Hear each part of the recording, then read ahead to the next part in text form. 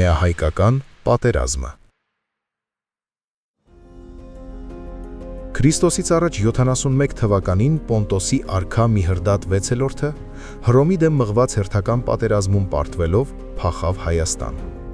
Նրան հետապնդող հռոմեացի զորավար Լուկուլլոսը չհանդգնեց անցնել սահմանը, այլ պատվիրակներ ուղարկեց, պահանջելով հանձնել Հռոմի ոխերիմ թշնամուն։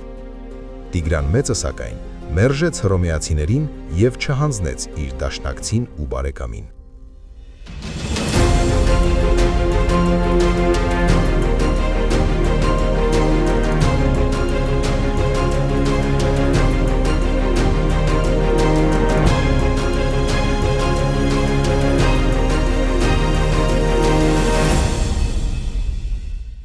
Հռոմեական բանակը Քրիստոսից առաջ 69 թվականի գարնանը Լուկուլլոսի գլխավորությամբ մտավ Հայաստանի տարածք։ Նույն տարվա հոկտեմբերին հռոմեացիները հաջողության հասան Տիգրանակերտի մոտ մղված ճակատամարտում։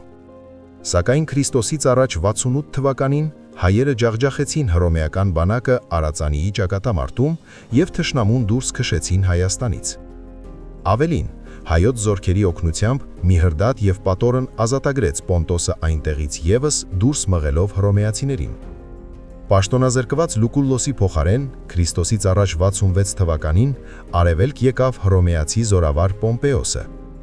Նա կարողացավ դաշինք կնքել Տիգրան Մեծի դեմ ըմբոստացած Պարթևստանի հետ։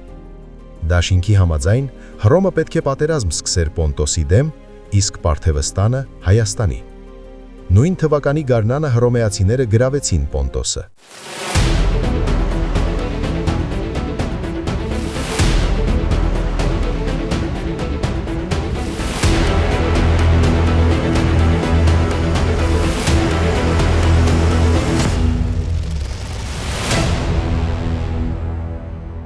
Արտաշատի պայմանագիրը։ Հայաստանը մնաց մենակ, ընդդեմ Հռոմի և Պարթևստանի։ Սկսվեցին բանակցություններ Հռոմի և Հայաստանի միջև։ Քրիստոսից առաջ 66 թվականին Արտաշատում Տիգրան Մեծի ու Պոմպեոսի կողմից ստորագրվեց հայ-հռոմեական հաշտության պայմանագիր։ Հայաստանը հօգուտ Հռոմի հրաժարվեց իր նվաճումներից։ Մեծ հայքը ճանաչվեց հռոմեական ժողովրդի բարեկամ և դաշնակից,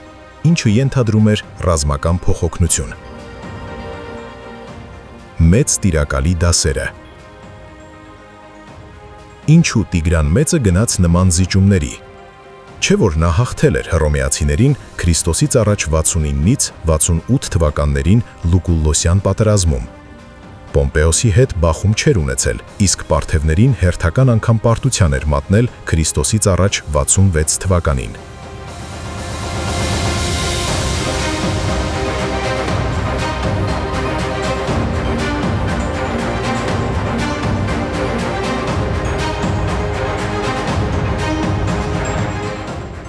Առաջին հայացքից անհասկանալի թվացող այս քայլը բացատրվում է Տիգրան Մեծի հայրենապաշտությամբ։ Պատերազմը շարունակելու դեպքում Հայաստանը միայնակ պետք է կռվեր ընդդեմ Հռոմի և Պարթևստանի, այլ կերպ ասած ընդդեմ ամբողջ աշխարհի։ Տիգրան Մեծը մահացավ Քրիստոսից առաջ 55 թվականին, 85 տարեկան հասակում։ Նա սերունդների հիշողության մեջ մնաց որպես հզորագույն և հայրենապաշտ տիրակալ։